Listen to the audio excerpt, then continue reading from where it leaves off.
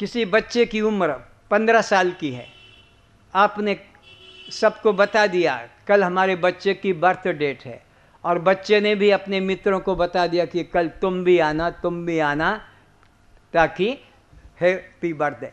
तुम्हारे बच्चे को भी बता दिया, और बच्चे ने दोस्तों को बता दिया, और तुमने मित्रों को बता दिया। तो कल 15 साल पूरे होंगे। वो बच्चे के लिए 15 कैंडल, मोमबत्तियां मंगा दी, सबको बुला लिया। अब वो बच्चे से उन मोमबत्तियों को क्या किया, फिर जला दिया। और जलाने के बाद में उसी के पिता माता या मित्र कहते हैं, अब बेटा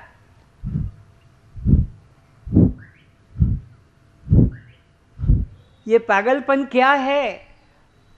पागलपन नहीं, अगर बुझाना था तो जलाया क्यों? क्या दिमाग खराब है तेरा? और जला दिया तो बुझा क्यों रहा है? जलने दे ना। ये समझाना है, ये शिक्षा का दिन है कि तेरे जीवन के इतने वर्ष बुझ गए।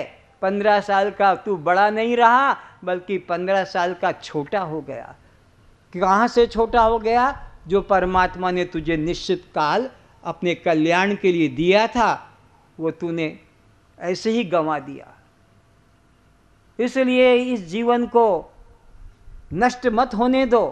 काल करे सो आज कर, आज करे सो अब, अरे पल में प्रलय होएगा, फिर करेगा कब? ये श्वास बाहर चली जाएगी, फिर तेरे महल, गाड़ियाँ, अट्टारियाँ, तेरा ये परिवार, तेरी संपत्तियाँ, ये बैंक बैलेंस सब यहीं पड़ा रह जाएगा, और तू मुट्ठी बांधे आया, हाथ पसारे जाएगा। सिकंदर जब दुनिया से गया तो दोनों हाथ खाली करके जनाजे को निकाला।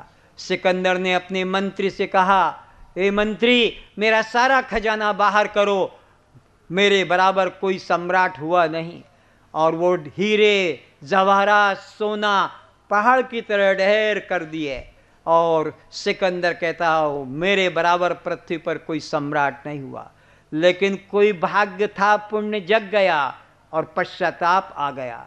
हाय, मैंने इस धन के लिए कितने लोगों को मारा, कितने लोगों को सताया, कितने पशुओं को मारा, योद्धाओं को मारा, और आज मैं अकेला जा रहा हूँ, मेरे हाथ कुछ भी नहीं। अपने मंत्री से कहा कि जब मेरा जनाजा निकले मुझे मर जाने पर, तो मेरे दोनों हाथ बाहर कर देना। उस मंत्री ने कहा कि ऐसा आज तक किसी राजा ने नहीं किया।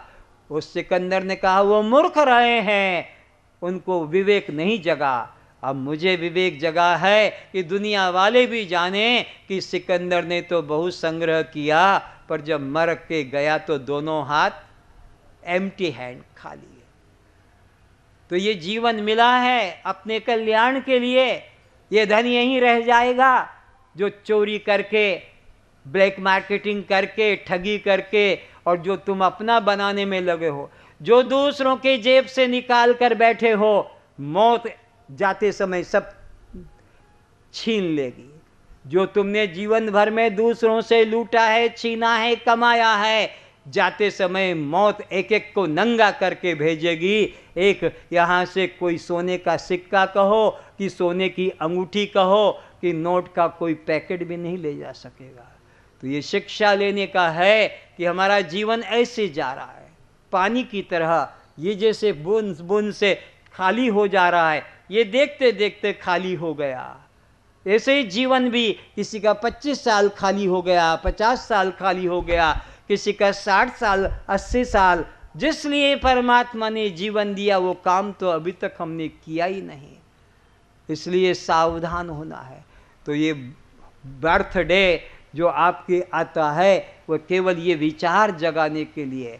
रो छाती ठोक ठोक कर, हाय मेरा जीवन का इतना वर्ष चला गया, और जिसके लिए मैंने ये जीवन पाया था वो काम मैंने अभी तक नहीं किया।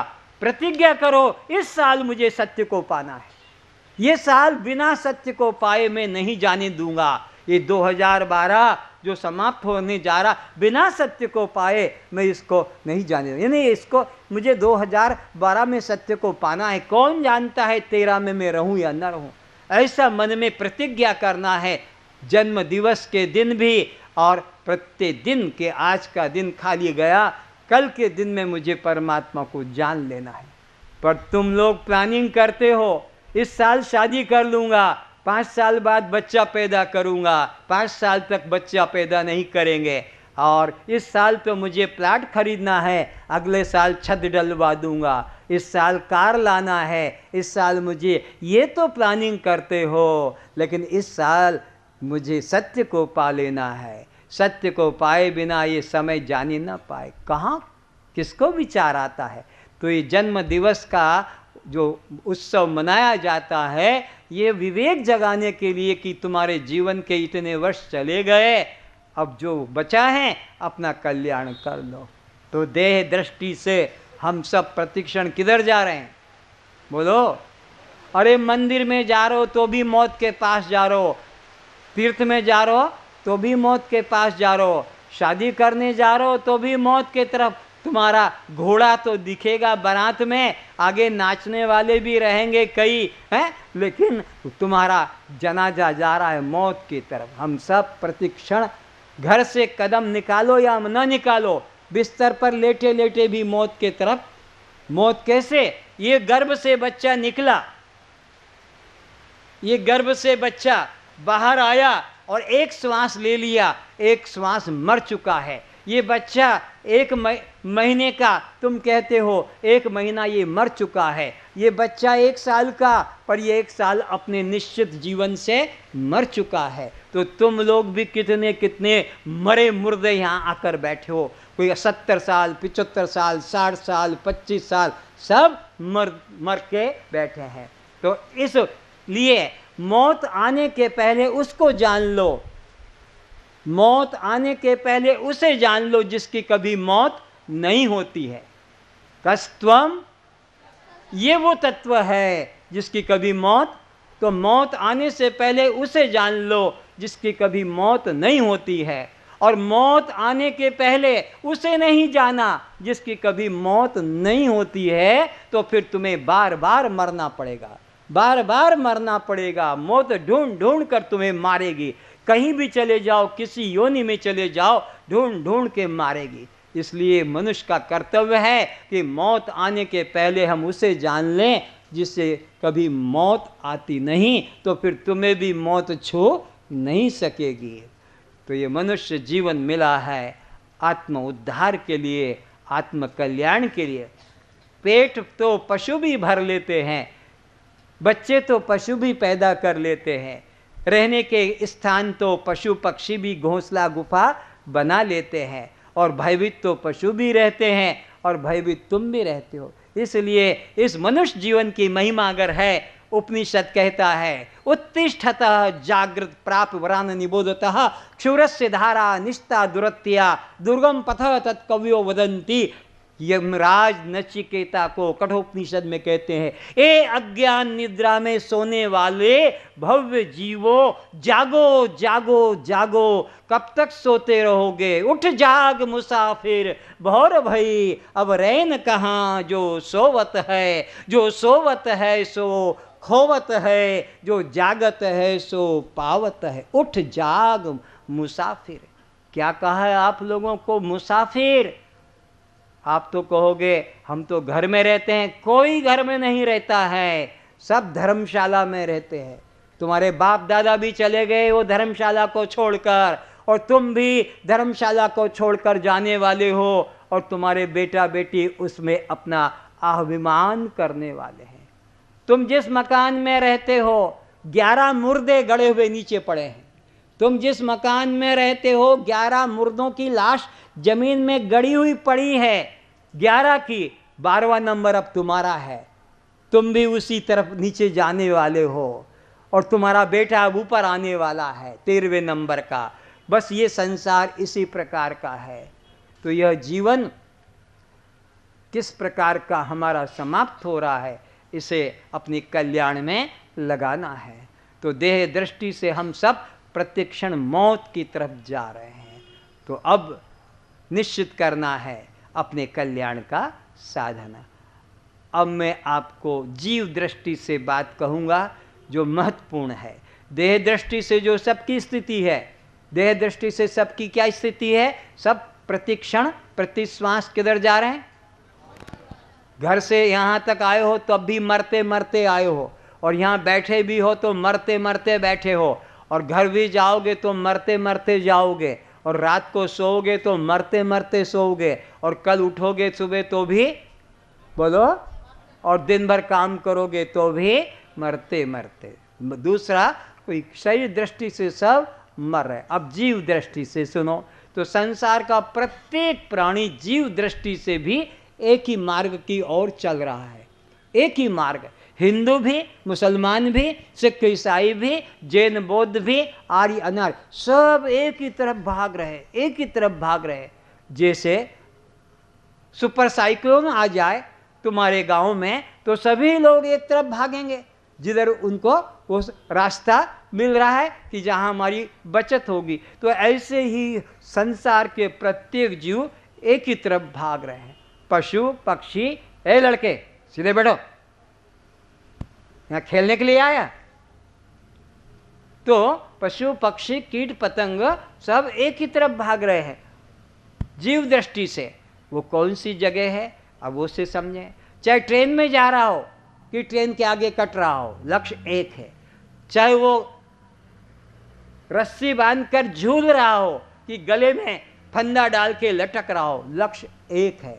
चाहे औषध खा रहा हो कि चाहे जहर पी रहा हो, लक्ष्य एक है। चाहे नदी में नहा रहा हो कि डूबने की चेष्टा करता हो, लक्ष्य एक है। चाहे अग्नि प्रज्वलित कर रहा हो कि अग्नि में अपने को समाप्त कर, क्रियाओं में भेद है पर संसार के प्रत्येक प्राणियों का लक्ष्य एक है।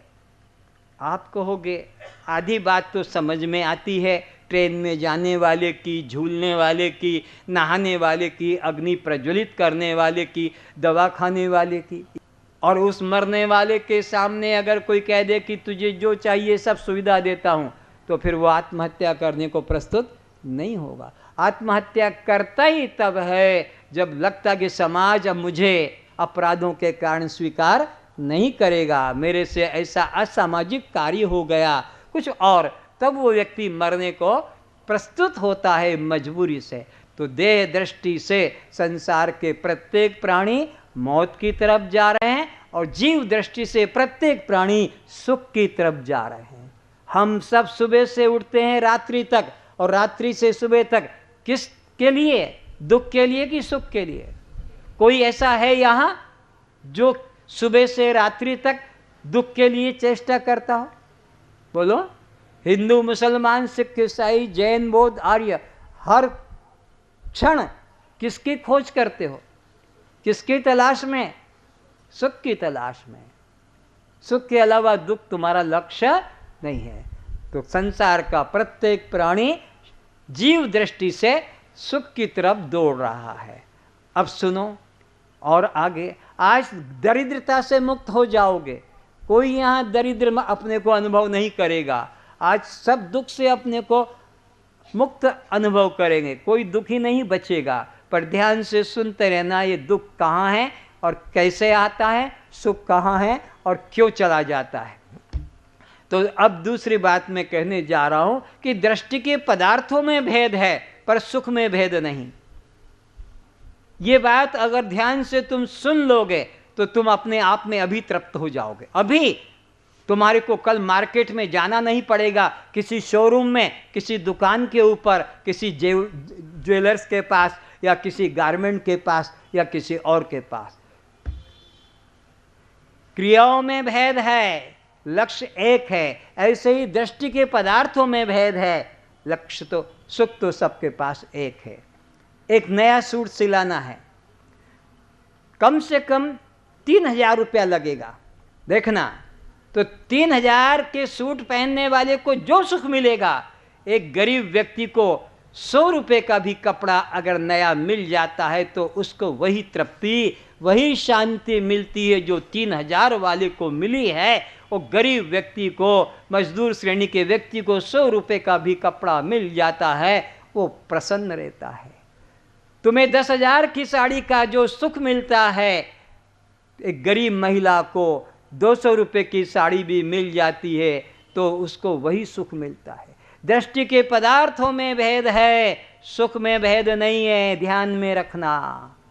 सुख सबके पास समान है। और समझें, जो तुमको शुद्ध ताजा भोजन के ग्रहण करने में आता है, एक भिखारी बासी पखाल बासी रोटी को पाकर भी वही आशीर्वाद देता है।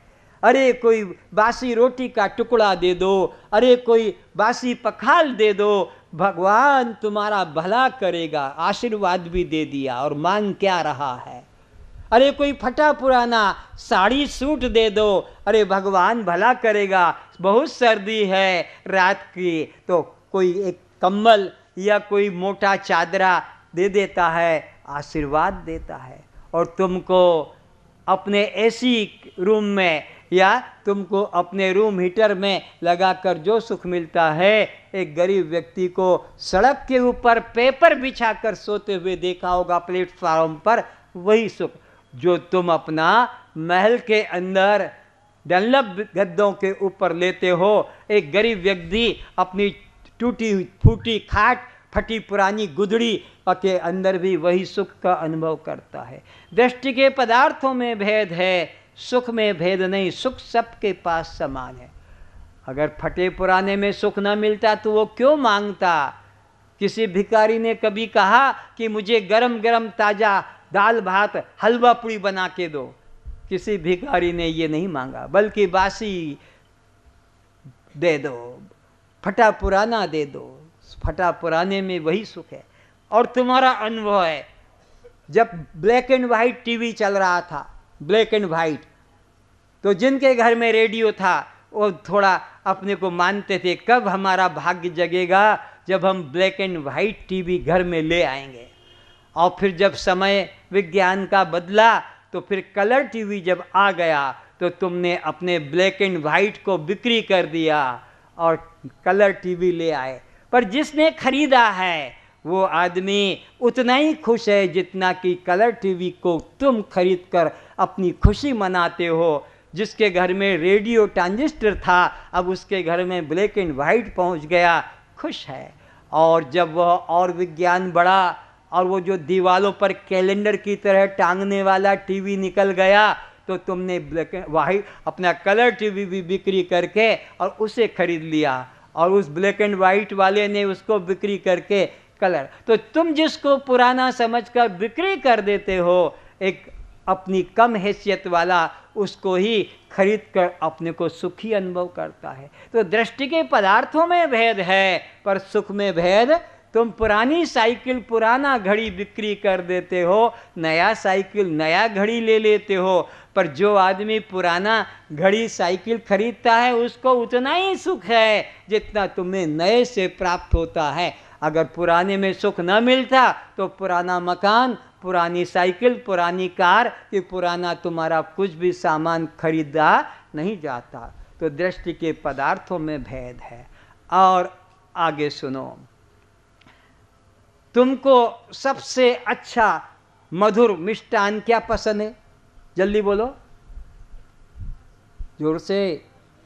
रसगुल्ला। तो रसगुल्ले में जो तुम्हें स्वाद आता है खाने का, एक भिखारी आदमी को बासी रोटी और बासी पखाल या भात को लूण के साथ, लंका के साथ खाने से भी उसको वही गरीब आदमी को सुख मिलता है। लंका मिल गई, लूण मिल गया मजदूर को, भात मिल गया, वो उसी में तृप्त है। और तुम्हें जो रसगुल्ले का स्वाद आता है, तो तुम देखते हो जंगल में पीछे कुत्ते और सूअर, जिसको घुसरा या घुसरी कहते हैं, वो तुम जो बैठे हो और तुम्हारे पीछे से वो जो मल निकल रहा है, वो घुसरा, वो जीभ से है क्या टपक रहा है उसकी, तुम्हारी वो कलकत्ता की रसगुल्ला के लिए है राल टपक रही हो कि कब रसगुल्ला आए और कब खाऊं। तुम्हारी जिह्वा में वो रस बह रहा है, वो कुत्ते का, वो घुसरी का तुम्हारे द्वारा त्याग किए मल में भी वही रस है। दृष्टि के पदार्थों में भेद है पर सुख में कोई भेद नहीं है। और आगे की बात चल लाता हूँ। तो देखो, हम इस सुख के लिए क्या क्या करते आ रहे थे और सुख कहाँ है वो भी बताऊंगा।